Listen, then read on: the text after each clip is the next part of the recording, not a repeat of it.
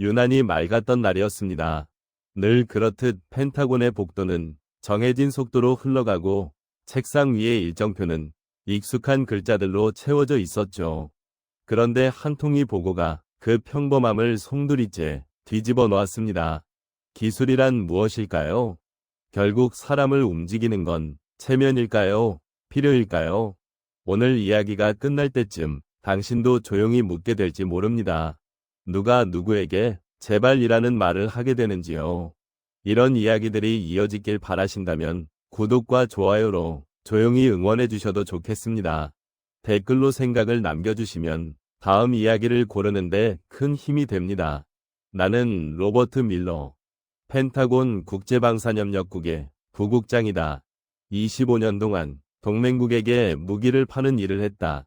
계약서를 정리하고 가격을 조율하고 때로는 단호하게 선을 긋는 일까지 내 손을 거쳤다. 그런 내가 이제는 무기를 사러, 정확히는 부품을 구하러 움직여야 하는 처지가 됐다. 모든 시작은 3주 전 월요일이었다. 아침 7시 나는 늘 하던 대로 펜타곤 사무실에 들어와 커피를 내리고 있었다.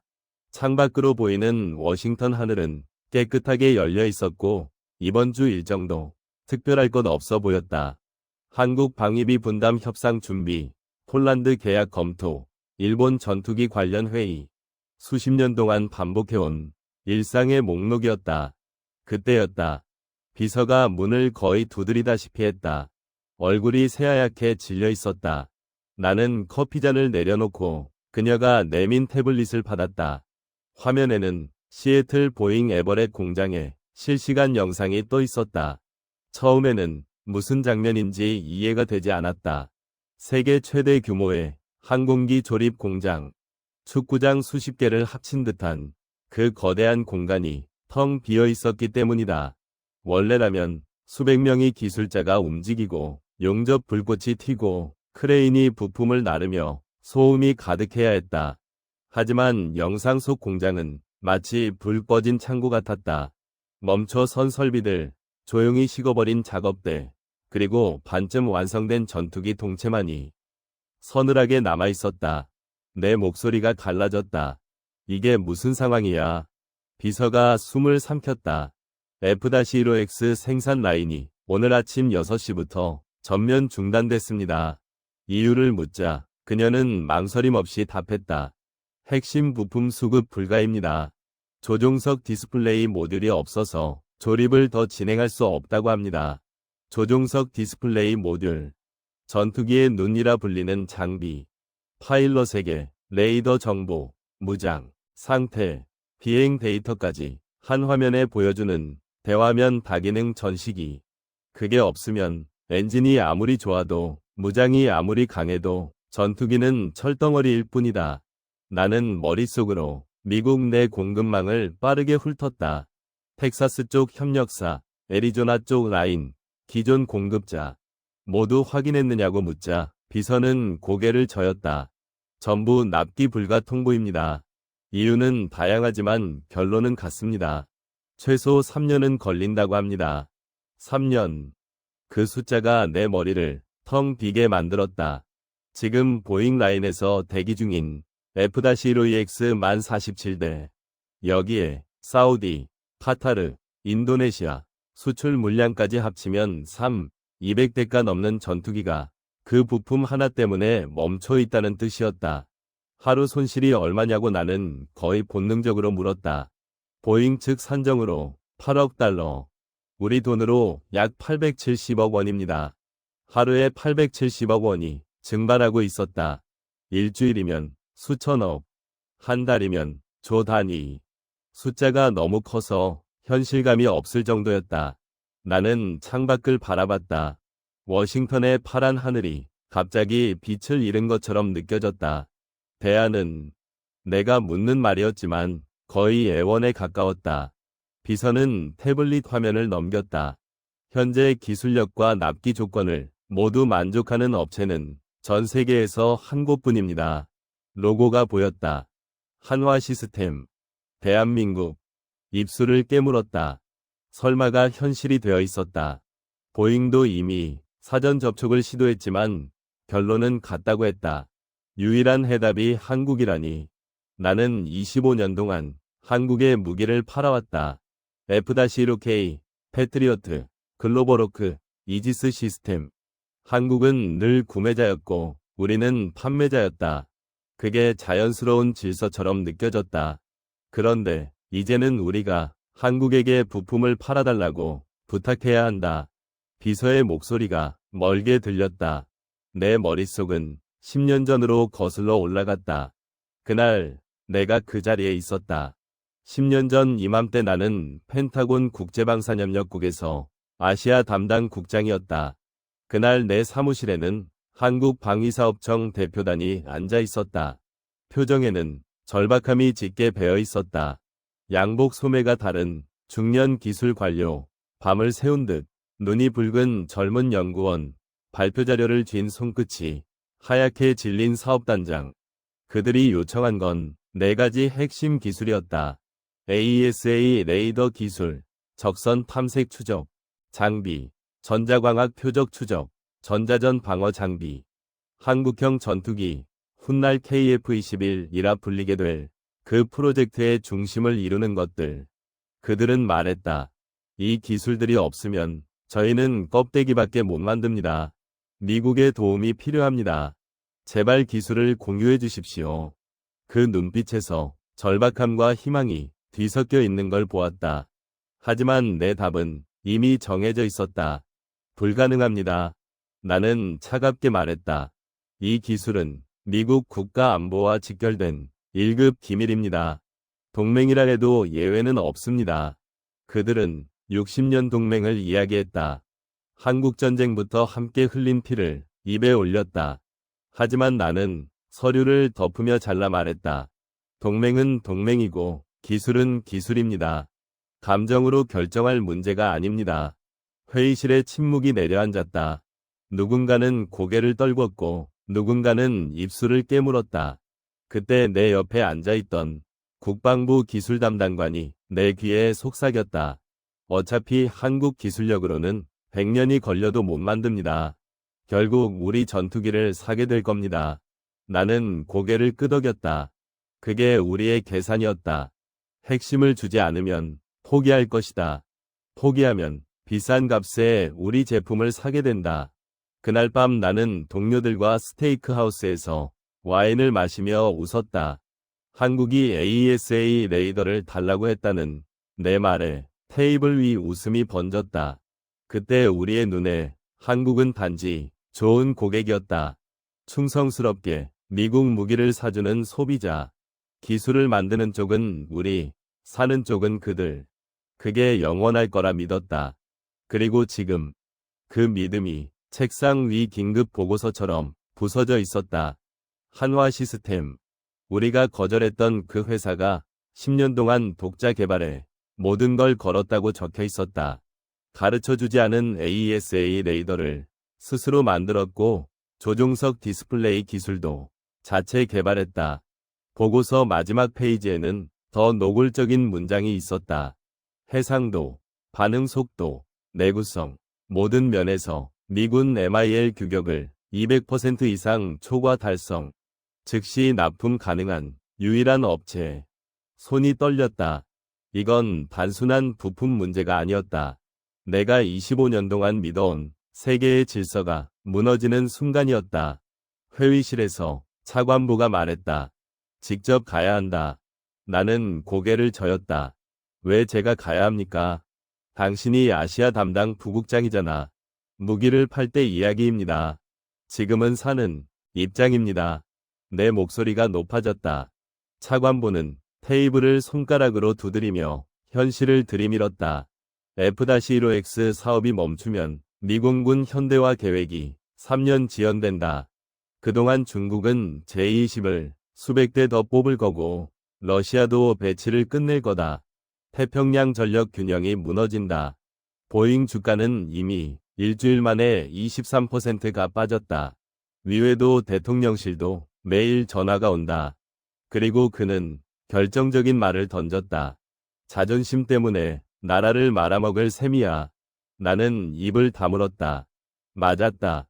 이건 체면이 아니라 안보 문제였다. 다른 방법이 없냐고 묻자 차관보는 단호했다. 없어. 유럽도 일본도 전부 2년, 3년. 지금 당장 가능한 건 한화 시스템 하나야. 그것도 45일 안에. 45일. 미국 업체가 3년이라 말한 걸 한국이 45일이라니. 믿기지 않았다. 결국 나는 말했다. 알겠습니다. 가죠. 다만 협상 권한을 달라고 했다. 현장에서 내가 판단해야 했다. 차관보는 고개를 끄덕이면서도 마지막으로 못을 박았다. 거기 가면 우리가 의리다. 그 말이 비수처럼 박혔다. 3일 뒤 나는 인천국제공항에 내렸다. 14시간 비행 동안 거의 잠을 이루지 못했다. 협상 전략, 가격 범위, 대응 시나리오를 머릿속에서 수십 번 돌렸다. 하지만 솔직히 자신이 없었다. 입국장을 나오자 검은 양복의 남자가 내 이름이 적힌 티켓을 들고 있었다. 한화 시스템 위전팀이라고 했다. 형식적으로 악수하고 공항을 빠져나오는 순간 나는 걸음을 멈췄다. 로비 한쪽 거대한 LED 스크린에서 뉴스가 흘러나오고 있었다. 한화 시스템 방산 수출 200억 달러 돌파 전망. 폴란드 2차 계약. UAE 추가 도입. 10년 전 기술을 구걸하던 나라가 지금은 세계가 줄 서는 방산 강국이 되어 있었다. 차에 올라 용인연구소로 향했다. 고속도로 창밖으로 도시가 스쳐갔다. 고층 아파트, 첨단 산업단지, 정돈된 도로. 10년 전이 한국과는 결이 달랐다. 더 세련되고 더 단단해 보였다. 나는 마음속에서 스스로를 다독였다. 10년이다. 우리가 50년 쌓은 기술을 10년 만에 따라잡는 건 불가능하다. 하지만 그 믿음은 연구소 정문에서 무너졌다. 정문 너머로 펼쳐진 시설은 연구소라는 말로 부족했다. 유리와 철골의 미래형 건물들, 광활한 부지, 자율주행 운반 차량들, 한화 시스템 용인 통합 캠퍼스, 연구, 생산, 테스트가 모두 안에 있다고 했다. 그때 한 남자가 나를 기다리고 있었다. 단정한 양복, 차분한 표정, 그리고 묘한 자신감. 한화 시스템 강민수입니다. 오시느라 고생하셨습니다. 악수는 단단했다. 그는 미소를 지으며 조용히 말을 붙였다. 10년 전에도 뵌 적 있으시죠? 순간 가슴이 철렁했다. 그는 10년 전 워싱턴 기술이전 협상 때 막내 연구원으로 대표단에 있었다고 말했다. 내가 문을 닫았던 그 자리의 사람이 지금 내 앞에 있었다. 보안 검색을 통과하는 데만 20분이 걸렸다. 휴대폰과 장비를 모두 반납해야 했다. 펜타곤 신분증을 내밀어도 경비원은 흔들림이 없었다. 미국 대통령이 와도 예외는 없다는 말이 담담하게 떨어졌다. 그 단호함에 나는 기가 눌렸다. 강민수는 거대한 유리 복도로 나를 이끌었다. 양쪽 벽이 전부 유리라 아래 생산시설이 한눈에 내려다 보였다. 그리고 나는 그 자리에서 멈춰 설 수밖에 없었다. 끝이 보이지 않는 하얀 공간. 천장 높이만 해도 20m는 넘어 보였다. 그곳을 채우고 있는 건 사람이 아니라 기계였다. 수백 대의 로봇팔이 쉴 새 없이 움직이며 집어 올리고 조립하고 검사하고 포장했다. 사람은 거의 없었다. 가끔 방진복을 입은 인원만이 조용히 지나갈 뿐이었다. 강민수는 말했다. 24시간 무인 가동입니다. 로봇은 쉬지 않으니까요. 그 말이 내 심장을 찔렀다. 미국 방산의 병목은 숙련공 부족이었다.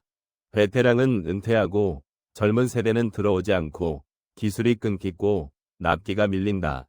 그 문제를 한국은 사람이 필요 없는 시스템으로 풀어버렸다. 유리 아래 대형 전광판이 걸려 있었다. 금일 생산량 287대, 불량률 0, 001, 가동률 99, 7%, 하루에 287대. 미국 보잉 공장은 풀가동해도 40대, 지금은 0대. 강민수는 답을 아는 듯 물었다. 미국은 하루에 몇 대 생산하죠. 나는 대답하지 못했다. 그는 담담하게 말했다. 우리는 미국이 한 달 걸려 만드는 걸 한 달 안에 만들어냅니다. 그 순간 나는 유리 난간을 붙잡았다. 기술 격차가 아니라 제조 패러다임 자체가 달랐다. 언제부터 이렇게 됐냐고 묻자 그는 망설이지 않았다. 정확히 10년 전부터요. 미국이 기술 이전을 거부한 그 해부터. 그는 내 눈을 보며 말했다. 안 주시길래 직접 만들기로 했습니다. 기술만이 아니라 대량 생산 시스템까지요. 나는 아무 말도 할 수 없었다. 그는 나를 품질 테스트 센터로 데려갔다. 문을 열자 냉기가 몸을 감쌌다.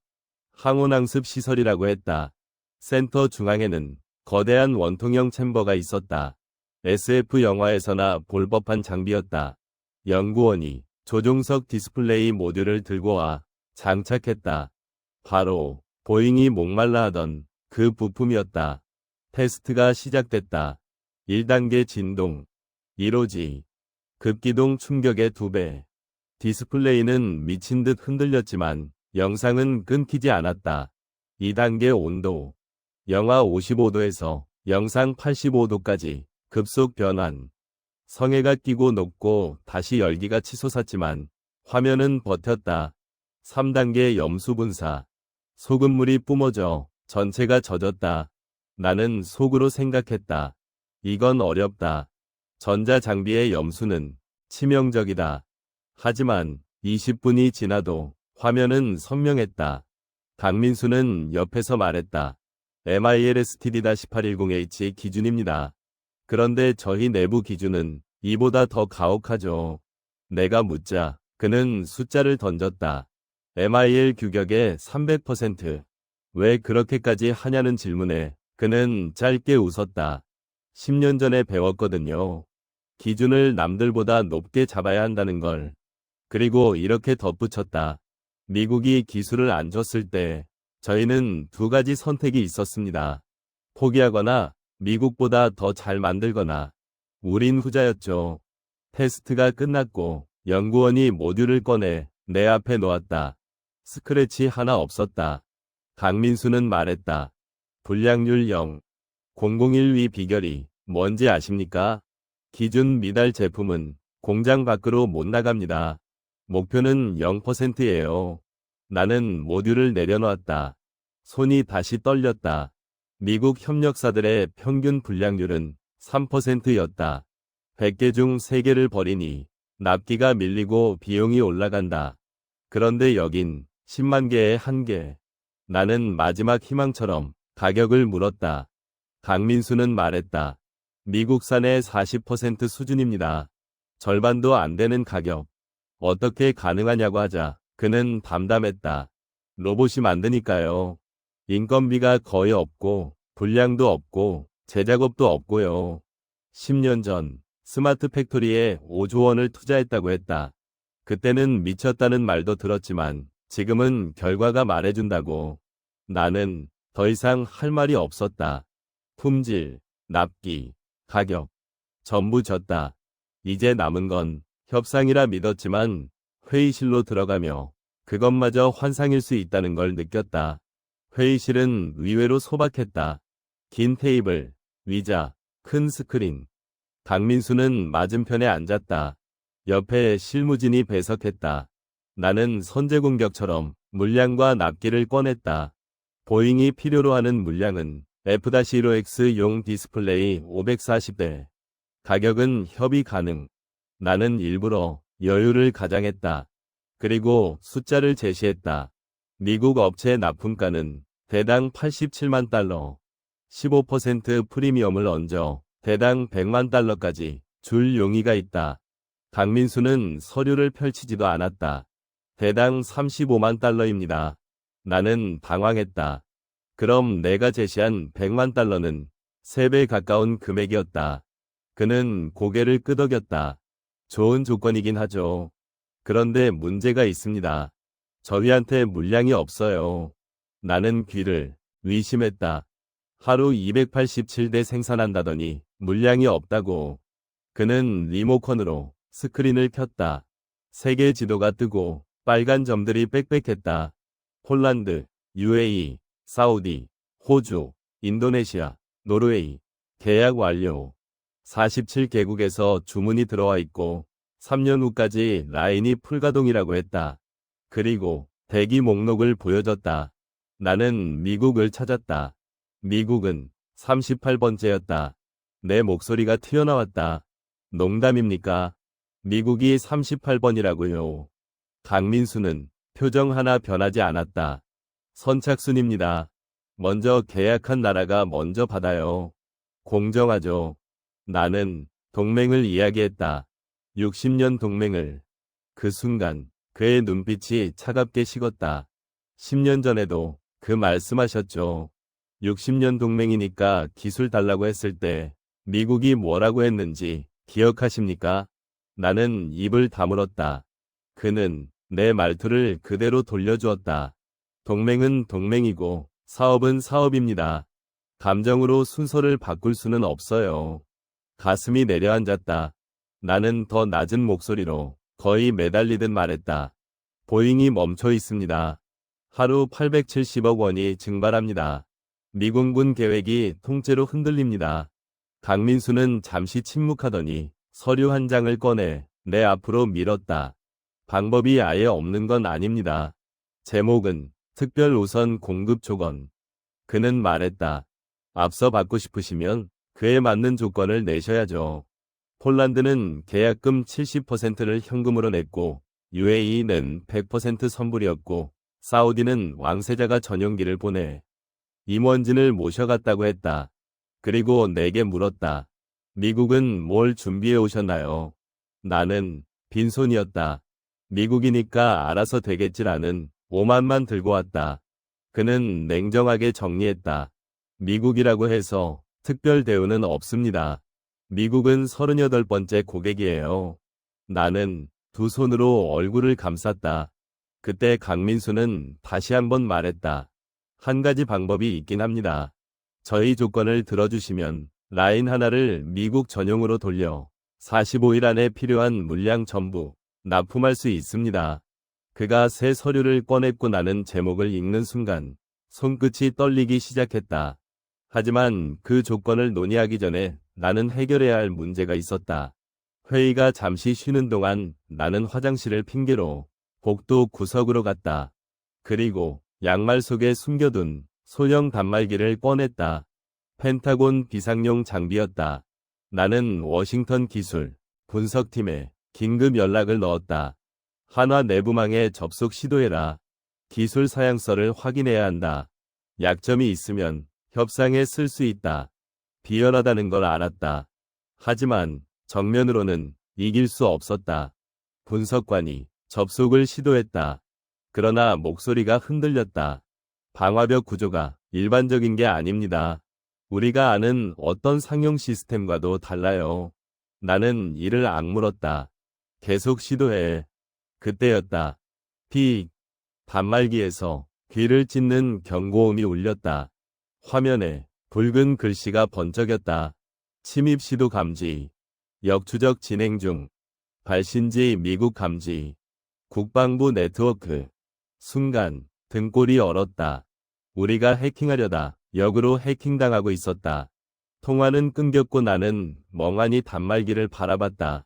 그때 등 뒤에서 목소리가 들렸다. 부국장님.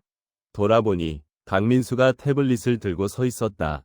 화면에는 내 단말기 IP와 접속 시도 로그가 선명하게 떠 있었다. 그는 미소를 지었다. 하지만 그 미소는 섬뜩했다. 화장실은 이쪽이 아닌데요.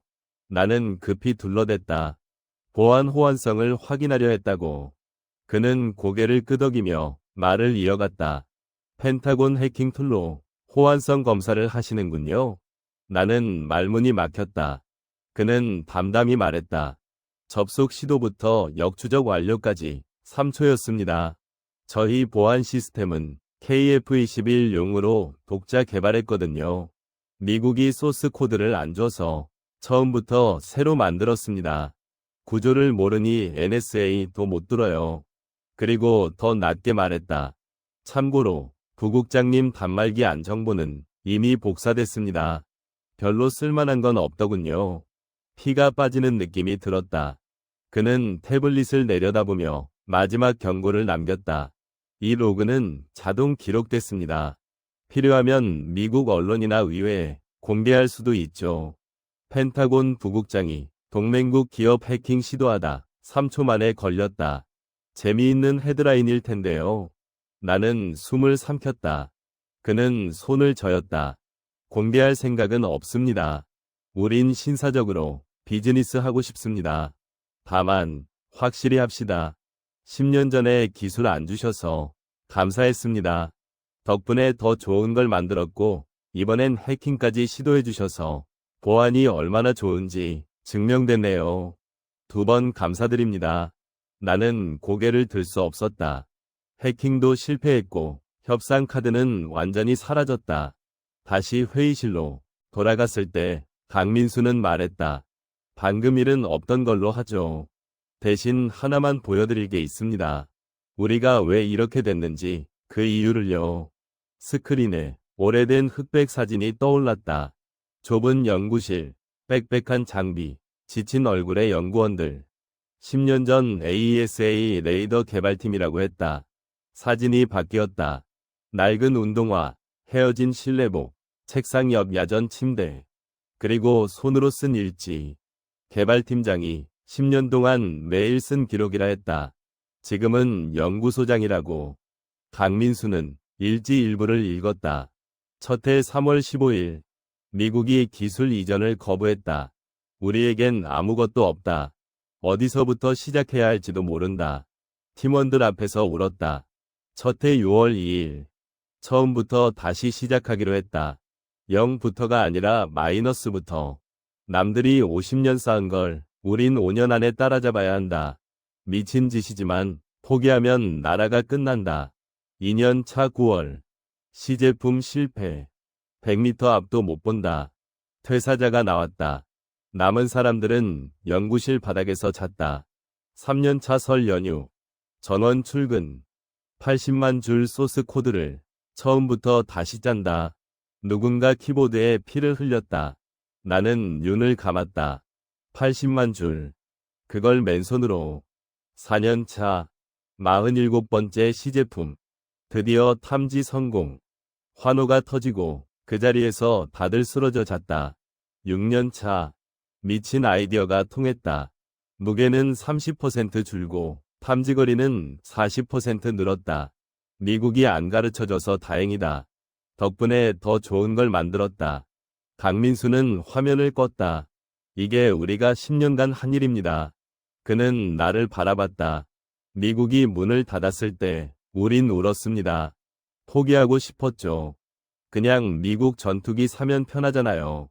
하지만 그러면 영원히 미국 뒤만 쫓아가야 했습니다. 그래서 이를 악물고 버텼어요. 주말도 연휴도 없이. 나는 말이 나오지 않았다. 내가 찍은 거부 도장 하나가 그들의 10년을 만들었다는 사실이 가슴을 눌렀다. 강민수는 조용히 결론을 말했다. 우린 미국을 원망하지 않습니다. 오히려 감사해요. 기술을 줬으면 우린 편하게 베꼈을 겁니다. 그리고 영원히 2등이었겠죠. 거부해줬기 때문에 우린 스스로 만들었고 더 강해졌고 결국 미국을 넘어섰습니다. 그는 다시 물었다. 특별 우선 공급 조건, 이제 들을 준비 되셨나요? 나는 천천히 고개를 끄덕였다. 이건 협상이 아니라 시험이었다. 미국이 과거의 오만에서 벗어날 수 있는지 확인하는 시험. 그리고 나는 통과해야 했다. 강민수는 서류를 펼쳤다. 첫째, 납기. 47개국 순번을 무시하고 미국의 우선 납품. 45일 안에 전량. 나는 숨이 멎는 줄 알았다. 하지만 그는 곧바로 조건을 꺼냈다. 첫 번째 조건. F-15X 엔진 정비 기술 이전. 현재 엔진 정비는 미국 본토에서만 가능해서 아시아 동맹국은 문제가 생기면 엔진을 미국까지 보내야 한다. 한국의 정비 기술을 이전하면 아시아 지역 F-15 정비를 한국이 담당하겠다고 했다. 두 번째 조건. 미국 정비사 500명에게 한화 디스플레이 시스템 교육을 무상 제공. 강민수는 이게 결국 미국에도 효율이고 한화에도 장기적 이익이라고 차분히 설명했다. 세 번째 조건. 차세대 전투기용 디스플레이 시스템, 한미 공동 개발. 나는 서류를 들여다봤다. 손에만 있는 조건은 아니었다. 오히려 미국에도 득이 있었다. 하지만 한 가지가 목을 조였다.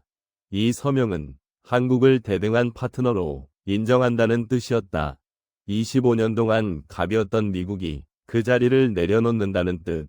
나는 펜을 들었다. 그리고 서명했다. 동의합니다. 강민수의 얼굴에 미소가 번졌다. 그는 손을 내밀었다. 나는 그 손을 잡았다. 10년 전 우리는 그들의 손을 뿌리쳤다. 10년 후 그들이 내민 손을 내가 잡았다. 역사가 뒤집히는 순간이었다. 계약 체결 2주 뒤 나는 다시 시애틀로 돌아왔다. 보잉 에버렛 공장. 2주 전만 해도 멈춰있던 생산 라인이 다시 돌아가고 있었다. 용접 불꽃이 튀고 크레인이 움직였으며 기술자들이 분주하게 오갔다. 담당자가 달려와 보고했다. 한국에서 첫 물량 도착. 예정보다 5일 빨리. 품질 완벽. 불량 제로. 바로 라인 투입. 나는 고개를 끄덕였다. 한쪽에서 한화 시스템 로고가 새겨진 디스플레이 모듈들이 줄지어 놓여 있었다. 나는 그 중 하나를 들어올렸다. 10년 전 거부했던 기술이 10년 후 미국 공장을 살리고 있었다. 아이러니라는 말로도 부족했다. 잠시 뒤 실무관이 다가와 말했다. 워싱턴에서 연락 왔습니다. 위회 청문회가 취소됐답니다. 한국과 계약 소식이 전해져 더 이상 필요 없다고 판단한 것 같습니다. 나는 안도의 숨을 내쉬었다. 청문회가 열렸다면 내 커리어는 끝이었을 것이다. 게다가 한화에서 내가 한 해킹 시도를 공개했더라면 망신을 넘어 처벌까지 갈 수도 있었다. 하지만 그들은 그 일을 밖으로 꺼내지 않았다. 나는 휴대폰을 꺼내 한국으로 전화를 걸었다. 강민수 전무, 밀러입니다. 그는 물량이 잘 도착했느냐고 물었고 나는 완벽하다고 답했다. 다음 물량도 2주 후 출발한다고 했다. 나는 잠시 망설이다 낮은 목소리로 말했다. 해킹건 정말 감사합니다. 공개하지 않아주셔서. 그는 담담하게 답했다. 우린 비즈니스 파트너입니다. 파트너 약점을 공격하는 건 제 스타일이 아니에요. 중요한 건 그 다음입니다. 부국장님이 어떤 선택을 했는지 저는 봤습니다. 그걸로 충분해요. 전화를 끊고 나는 한참 동안 공장 밖 하늘을 바라봤다. 25년 동안 나는 미국이 세계 최고라고 믿었다. 기술도, 군사력도, 경제력도 미국이 1등이고 나머지는 따라온다고. 하지만 이번 일로 깨달았다. 세상은 변하고 있었다. 한국은 더 이상 미국의 고객이 아니었다. 파트너였다. 어떤 분야에서는 미국보다 앞서 있었다. 그리고 그 결과는 미국이 막아서 사라진 게 아니었다. 막았기 때문에 더 강해져 돌아온 결과였다. 나는 메모를 열고 이번 출장에서 얻은 문장을 적었다. 기술 통제는 단기 전략이다. 장기적으로는 상대를 강하게 만든다. 동맹은 갑을 관계가 아니다. 진정한 동맹은 대등한 파트너십이다. 가장 강한 무기는 기술이 아니라 기술을 만드는 사람의 의지다. 3개월 뒤 한미 공동 개발 프로젝트가 공식 출범했다. 코드명 피닉스. 한화 시스템, 보잉, 레이시온이 함께하는 사상 최초의 한미 공동 방산 개발이었다. 출범식에서 나는 강민수와 나란히 섰다. 플래시가 터지는 가운데 우리는 악수를 나눴다. 10년 전의 악수는 거절이었다. 10년 후의 악수는 시작이었다. 나는 작은 목소리로 말했다. 10년 전 제가 뭐라고 했는지 기억하십니까? 강민수는 미소로 답했다. 불가능하다. 100년이 걸려도 못 만든다. 나는 숨을 고르고 정직하게 말했다. 그때 제가 틀렸습니다. 당신들은 10년 만에 해냈습니다. 그것도 우리보다 더 잘. 강민수는 고개를 끄덕였다. 우린 한 가지를 증명했을 뿐입니다. 막히면 돌아가면 됩니다. 문이 닫히면 벽을 뚫으면 됩니다. 포기하지 않으면 길은 반드시 열린다는 것. 행사가 끝난 뒤 나는 혼자 밖으로 나왔다. 저녁 빛이 하늘을 물들이고 있었다. 10년 전 빈손으로 돌아가던 한국의 젊은 연구원들은 무슨 생각을 했을까? 분노, 좌절, 슬픔, 그 모든 감정이었을 것이다. 하지만 그들은 거기서 멈추지 않았다. 울면서도 일어섰고 쓰러지면서도 다시 뛰었다. 그리고 10년 후 세계 최고가 되어 돌아왔다. 미국인으로서 자존심이 상하는 감각이 없다고 하면 거짓말이다. 하지만 동시에 경의를 표하고 싶었다. 그들의 눈물과 낡은 운동화와 야전 침대와 끝까지 붙잡은 위지에 미국은 선택해야 한다. 함께 가거나 뒤처지거나. 나는 함께 가는 쪽을 택했다. 그게 미국을 위해서도 한국을 위해서도 자유세계 전체를 위해서도 최선이라고 믿었기 때문이다. 기술을 막는다고 사라지는 건 아니다. 더 강해져서 돌아온다. 그날 워싱턴의 맑은 하늘 아래서 나는 처음으로 그 사실을 똑똑히 보았다.